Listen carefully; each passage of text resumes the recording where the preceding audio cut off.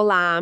Sabe, é muito comum no dia a dia a gente ter umas ideias sobre Deus que ficam meio superficiais, talvez. Hum, Ou a pessoa vê Deus só como amor, sabe? Quase permissivo. Ou então como um juiz super severo. Ou será alguém muito distante da nossa vida. sim, essas visões mais simplificadas, né? Exato. Mas, olha, os textos que a gente vai analisar hoje, eles convidam a ir bem mais fundo que essas caricaturas. Com certeza. Então, a nossa conversa hoje vai ser um mergulho, assim, nas diferentes facetas do caráter de Deus. A gente está se baseando em umas meditações teológicas bem ricas que recebemos. Uhum.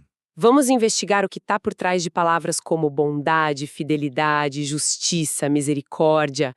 Sabe, buscar a riqueza lá do hebraico, do grego. Entendo. Missão aqui é tentar extrair, assim, as pérolas, né? O conhecimento dessas fontes para ter uma imagem mais clara, mais profunda de quem Deus é e como isso impacta a nossa vida. Exatamente. E olha, vale a pena frisar isso. Entender esses atributos não é só um exercício intelectual, sabe? Acadêmico. Sim. Tem o potencial de realmente ajustar nossa perspectiva, de transformar o jeito como a gente vê as coisas e até como a gente se relaciona com o divino. Faz sentido. A gente vai ver como essas características elas se conectam, se harmonizam, formam um todo coerente, né? Mesmo que pareça complexo às vezes. Ótimo. Então, para começar, que tal a gente falar de uma ideia que pode soar meio estranha à primeira vista? A simplicidade de Deus. O que será que as fontes querem dizer com isso? Imagino que não seja simples no sentido de fácil, né? Não, de jeito nenhum. Lembro daquela passagem em Tiago que fala que nele não há variação nem sombra de mudança. Acho que tá ligado, né? Precisamente. A simplicidade divina, como as fontes colocam, não tem a ver com ser fácil de entender. Tem a ver com a sua unidade, sua integridade. Ah, unidade. Isso. Deus não é composto de partes, tipo assim, um pedaço de amor aqui, outro de justiça ali, um de santidade acolá. Ele é amor, ele é justiça, ele é santidade. Tudo isso de forma plena, indivisível, na sua essência mesmo. Entendi. É como um eco daquele eu sou o que sou, lá de Êxodo. Ele é autoexistente, completo nele mesmo, sem divisões internas. E por isso, imutável no seu caráter. E qual a implicação disso pra gente? Bom, a implicação prática é a confiança. Confiança na coerência dele. E, por tabela, é um chamado para nossa própria busca por integridade, sabe? Para evitar aquele ânimo dobre, aquela duplicidade que o próprio Tiago menciona. Faz todo sentido. Essa natureza una, indivisível. Parece que conecta bem com outra afirmação-chave que as fontes trazem. Deus é espírito, lá em João 4. Sim, a conversa com a samaritana. Isso. Como que Jesus usou essa ideia para redefinir a adoração? Parece que não é mais sobre um lugar físico, né? Exato. Adorar em espírito e em verdade. Isso aponta para duas coisas essenciais. Em espírito quer dizer que a adoração de verdade, ela nasce de dentro, da nossa conexão sincera com Ele, não de rituais vazios por fora. Certo. E em verdade. Em verdade significa que essa adoração precisa ser, digamos, informada, baseada no conhecimento correto de quem Deus é, conforme Ele mesmo se revelou para a gente. Ah, interessante. Só que, olha, as fontes também mostram uma atenção importante aí. Porque, embora a adoração pessoal espontânea seja vital e possa acontecer em qualquer canto, Uhum. Hebreus 10, ali pelo verso 25, adverte para a gente não deixar de congregar. A comunidade é vista como essencial para o encorajamento, para fortalecer a fé, para a adoração coletiva. Então uma coisa não anula a outra. De forma alguma, uma enriquece a outra. A adoração pessoal dá mais sentido à coletiva e a coletiva fortalece a caminhada pessoal. É uma dinâmica. E entendi essa dinâmica. E pensando no nosso mundo, né? Tanta instabilidade, tudo muda o tempo todo. Como que a ideia de um Deus eterno, que existe de eternidade a eternidade, como diz o Salmo 90, e imutável, o mesmo ontem, hoje, para sempre, de Hebreus, como isso pode trazer segurança pra gente? Pensa na solidez disso. Deus está fora, acima do tempo como a gente vive, sem começo, sem fim. Ele não se desgasta, sabe? O caráter dele não muda com as circunstâncias. As promessas não perdem a validade. Isso dá uma paz, né? Muita. Saber disso permite encontrar uma âncora segura no meio das tempestades da vida. A fidelidade dele, o amor, a palavra, tudo isso é constante. É um convite para a gente confiar nele e encontrar descanso sabendo que ele é a rocha firme, o imutável eu sou. Essa constância, esse poder, essa rocha firme no tempo, isso também se mostra na capacidade dele de agir e de conhecer tudo, né? O que nos leva àqueles atributos que falam da magnitude dele. Os famosos 3 onis. Onipotência, onipresença, onisciência. Isso. Mencionados em passagens como o Salmo 103, que fala que o seu reino domina sobre tudo. Como a gente pode entender cada um deles de forma mais prática? Vamos detalhar um pouquinho. Onipotência significa que Deus tem todo o poder. Para ele, nada é impossível. Ele tem a capacidade de fazer a vontade soberana dele acontecer. Certo. Onipresença indica que ele está presente em todo lugar. Ao mesmo tempo. Não tem para onde fugir dele, nem para onde ir que ele não esteja lá. Isso traz tanto conforto na solidão quanto consciência da presença constante dele. Uhum. E a onisciência? Onisciência quer dizer que ele conhece tudo. Tudo mesmo. Passado, presente, futuro, até os nossos pensamentos mais escondidos, as intenções do coração, antes mesmo da gente formular. Uau! Juntando tudo, esses atributos pintam um quadro de um Deus soberano, sábio, presente. E a gente pode descansar no cuidado dele. Mas essa visão de controle total, conhecimento absoluto, isso pode gerar uma tensão, né? Porque Romanos 11 fala dos insondáveis juízos e inescrutáveis caminhos de Deus. Sim, com certeza gera. Como que as fontes ajudam a gente a lidar com isso? Com o fato de que, mesmo sabendo desses atributos, muitas vezes a gente não entende os planos, as ações de Deus ou por que certas coisas acontecem. Esse é um ponto crucial que as fontes abordam. A necessidade de reconhecer o mistério, os limites da nossa compreensão. Aceitar que não vamos saber tudo. Exato. As fontes exploram essa interação complexa, né? Entre a soberania de Deus e a liberdade humana. Nem tudo que acontece é um decreto direto da vontade dele. O mundo também sofre as consequências do pecado, das escolhas humanas, dentro da liberdade que ele mesmo deu. Entendi. A incompreensibilidade de Deus não é para levar a gente ao desespero, sabe? Mas sim a um exercício de fé, de confiança, é aceitar que não teremos todas as respostas aqui e agora, mas podemos confiar no caráter dele, na bondade, na justiça, na sabedoria. Acreditar, como diz Romanos 8:28, que ele coopera em todas as coisas para o bem daqueles que o amam, mesmo quando a lógica dos fatos parece escapar da gente. Essa confiança no caráter dele nos leva, então, a olhar mais de perto como esse caráter se manifesta, né? No relacionamento. E as fontes começam pela bondade. A gente ouve muito Deus é bom, lá do Salmo 34. Mas talvez a nossa ideia de bom seja muito ligada a sentimento, a não ter problema. Sim, uma visão mais sentimentalista, talvez. Isso. As fontes usam a palavra hebraica tov. O que essa palavra revela que a nossa compreensão comum talvez não pegue? Tov. Realmente amplia a nossa visão. É a palavra usada lá em Gênesis 1, quando Deus olha para a criação e diz que era muito boa. Tov meod. Ah, lembro disso. No pensamento hebraico, Tov está menos ligado a um sentimento e mais à ideia de propósito, funcionalidade, ordem, plenitude. Sabe? Algo que cumpre perfeitamente a sua função. Uma ferramenta é Tov se funciona bem. Uma pessoa é Tov se vive de acordo com o propósito de Deus. Então, dizer que Deus é Tov?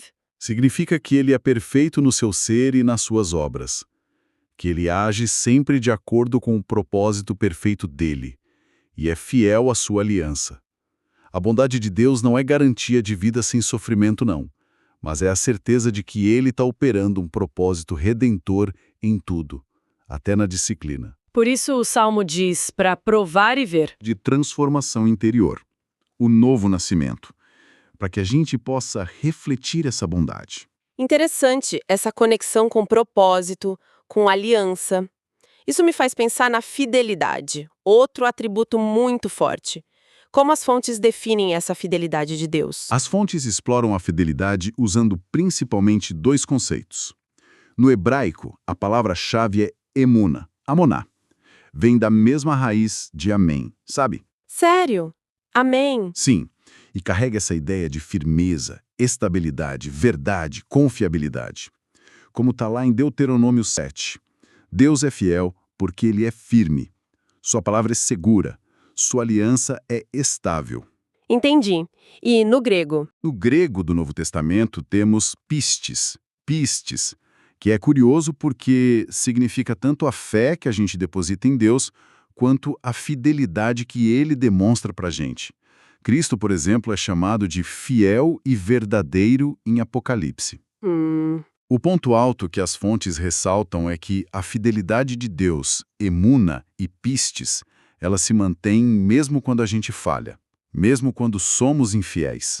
Paulo argumenta muito isso em Romanos, falando da aliança com Israel. Isso é bem diferente da nossa noção de fidelidade hoje, né? Que às vezes é tão condicional. Totalmente, cria um contraste forte com essa lógica meio de mercado, né? Baseada em benefício mútuo, em desempenho. A fidelidade de Deus não é assim. As fontes também alertam para a gente não interpretar mal certas passagens, tipo Jeremias 17,5, maldito o homem que confia no homem. A ideia ali não é proibir confiança entre pessoas, claro, mas é alertar contra colocar a nossa confiança fundamental, a nossa segurança última, em seres humanos, que são falíveis, em vez de colocar em Deus. Certo. Faz sentido. E um ponto importante, a fidelidade bíblica não significa ser conivente com o erro. O exemplo de Paulo repreendendo Pedro lá em Gálatas mostra isso. A fidelidade maior era com a verdade do Evangelho, não com a conveniência. Entendo. O chamado para nós é para sermos firmes, leais, como Deus é, mas sempre ancorados na verdade, especialmente na comunidade, lembrando que as misericórdias dele se renovam a cada manhã, como diz Lamentações. Essa ideia de fidelidade, aliança à verdade, parece muito ligada a outro ponto crucial que as fontes destacam, a justiça de Deus. Mateus 6 nos chama a buscar primeiro o reino e a sua justiça. Mas que tipo de justiça é essa? Olha, as fontes mostram que a justiça bíblica, especialmente no hebraico tzedek, é bem mais ampla que a nossa ideia só de lei, de tribunal. Mais ampla como? Tzedek é uma virtude relacional, ativa. Envolve retidão, integridade, equidade nos relacionamentos.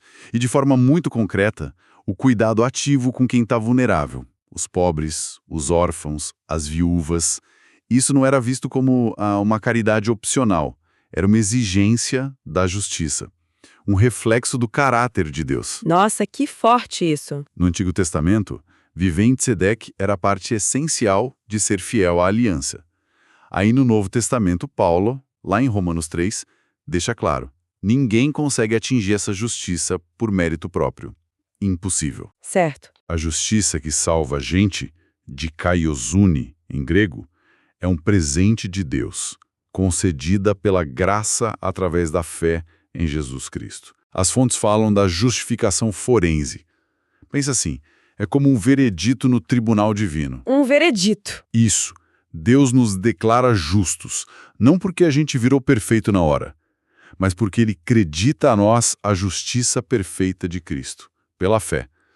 Então buscar a justiça do reino é viver essa nova identidade, refletir esse caráter justo e relacionar de Deus nas nossas ações, na sociedade. Se a justiça mostra o padrão e a nossa necessidade, como Deus responde a isso? As fontes apontam para o amor, como a natureza fundamental dele.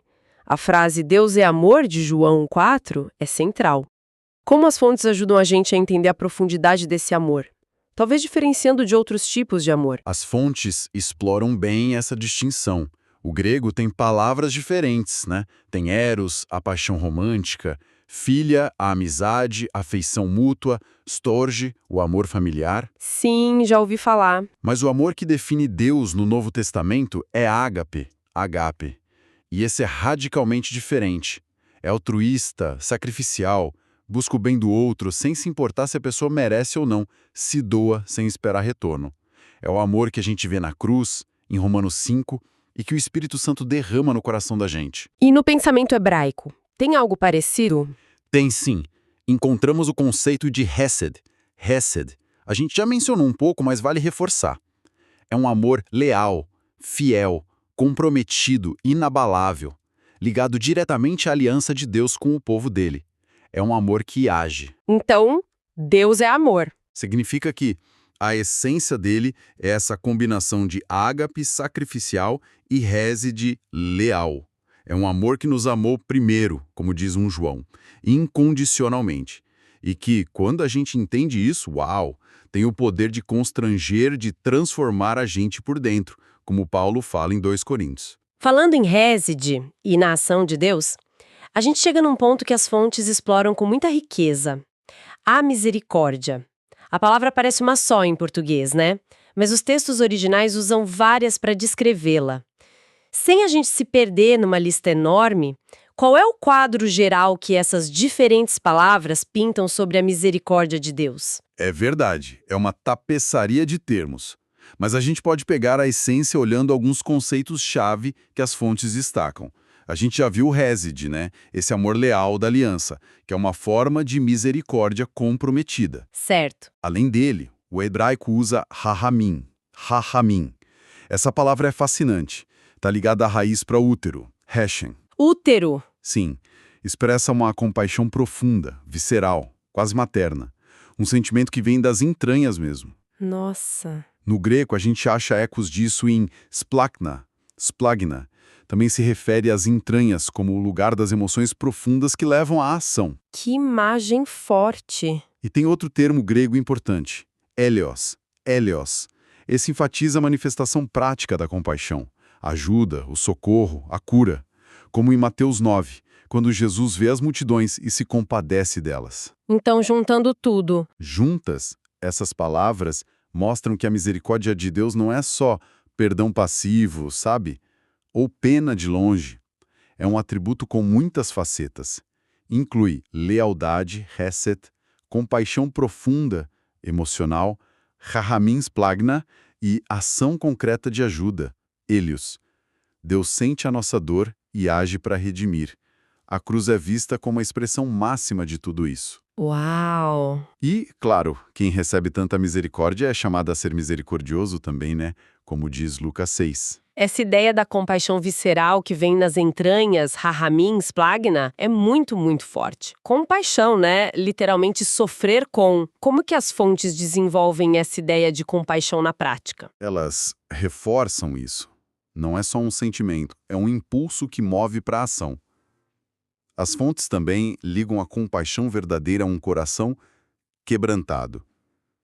Não só diante de Deus, mas também no jeito como a gente olha para o sofrimento do outro. O orgulho isola, né? Mas a humildade, o quebrantamento deixam a gente sensível à dor alheia. Como no Bom Samaritano. Exato, o exemplo clássico que citam. A compaixão dele não foi seletiva. Ele viu, sentiu, a palavra grega usada ali pode ser ligada a splagna, e agiu. Concretamente.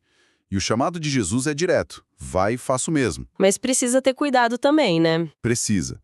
As fontes alertam que a compaixão precisa de discernimento. Não pode ser ingênua, manipulável. Jesus mesmo mostrou isso lá em João 6, confrontando multidões que tinham motivações erradas. A compaixão genuína anda junto com a verdade. Entendi. Uma das fontes até menciona Sedaká, a justiça e a caridade judaica, e os níveis de Maimônides, sugerindo uma maturidade na compaixão, que vai desde ajudar meio de uma vontade até capacitar o outro para se tornar autossuficiente. Agora, vamos tocar num atributo que pode gerar um certo desconforto. O Deus geloso, de Êxodo 34. A ideia de zelo e, principalmente, ciúme tem uma carga tão negativa hoje em dia? Como as fontes explicam o sentido real desse zelo divino, o caná, em hebraico? É crucial fazer essa distinção. O zelo divino, caná, não é o ciúme humano pecaminoso. As fontes explicam que o caná de Deus é um ardor santo, uma paixão intensa pela exclusividade e pela santidade do relacionamento da aliança. como o zelo de um marido pela fidelidade no casamento. Ah, como numa aliança matrimonial? Exatamente. A idolatria, nesse contexto, é vista como adultério espiritual, uma traição que quebra a aliança. O zelo de Deus não é possessividade egoísta. É uma expressão do amor protetor dele e da sua santidade. Ele zela por nós porque sabe que a vida de verdade, a plenitude só se acha nele. E no Novo Testamento? No Novo Testamento, o termo grego zelos, zilos, aparece. Por exemplo, no zelo de Jesus purificando o templo. Uma ação apaixonada, em defesa da honra e da santidade de Deus. Faz sentido. As fontes contrastam esse zelo divino com um cristianismo meio morno, diluído, que busca os benefícios de Deus, mas sem o compromisso que corresponde. Existe um chamado para um zelo recíproco, a gente zelar por Deus, pela glória dele, pela palavra. Mas tem que ter cuidado, né? Muito cuidado. Um alerta importante das fontes, ecoando Romanos 10. Cuidado com o zelo sem entendimento. Aquele fervor baseado em opinião humana, em tradição e não na revelação de Deus. O verdadeiro zelo bíblico leva à humildade, à intercessão, a um compromisso real com o reino. Caminhando agora para a conclusão dessa nossa exploração, a gente tem a santidade. O chamado é altíssimo. Sede santos, porque eu sou santo. Lá de 1 Pedro. Considerando tudo que a gente viu sobre Deus, a santidade dele parece um abismo impossível de cruzar. Como as fontes indicam que isso é possível para a gente? A santidade de Deus, kadosh, em hebraico, é a característica mais fundamental dele. Sua pureza absoluta, perfeição moral, sua transcendência. A separação total de tudo que é pecado ou profano. E é, sim, um padrão inalcançável pelo nosso esforço. Não dá. Então, como? A resposta que as fontes dão está na obra de Cristo e na ação do Espírito Santo. Pela fé em Cristo, a gente é justificado, declarado justo, como a gente viu. Nossa velha natureza é considerada crucificada com ele. Certo. A partir de aí, o Espírito Santo vem morar na gente e começa o processo de santificação, uma transformação progressiva, contínua, para nos tornar mais parecidos com Cristo. E a nossa parte nisso? Nossa parte é cooperar ativamente com o Espírito. Buscar mortificar, como diz Romanos, as práticas do pecado. Viver de acordo com essa nova identidade que a gente recebeu. Conhecer a santidade de Deus deve gerar na gente um temor reverente, uma sensibilidade cada vez maior ao pecado. Então, ser santo não é ser perfeito agora. Não significa atingir a perfeição sem falhas aqui nesta vida, mas significa ser separado para Deus, pertencer a Ele e estar nesse processo contínuo de ser moldado pela graça dele. E quanto à verdade? Jesus faz aquela afirmação radical: eu sou o caminho, a verdade e a vida. As fontes mencionam a palavra hebraica emet. O que ela acrescenta para a gente entender o que Jesus quis dizer? Emet é uma palavra de uma profundidade enorme. Tem até uma curiosidade sobre ela. É formada pela primeira letra Aleph, a do meio Mem e a última Tav do alfabeto hebraico. Sugere totalidade, algo completo, que abrange tudo. Que interessante. Emet vai muito além de só correção factual, sabe? Carrega as ideias de firmeza, confiabilidade, fidelidade, integridade, realidade. No Antigo Testamento, Deus é chamado de Elohim Emet, o Deus verdadeiro, fiel, real. Certo. Quando Jesus diz, eu sou a Emet, ele está dizendo que nele está a personificação de toda a realidade divina, a plena confiabilidade, a fidelidade em pessoa. A verdade não é só um conjunto de ideias corretas, mas uma pessoa. Com quem a gente se relaciona. E viver na Emet, segundo as fontes, é andar em coerência com Jesus. Deixar que a palavra e o exemplo dele moldem a nossa vida de forma íntegra.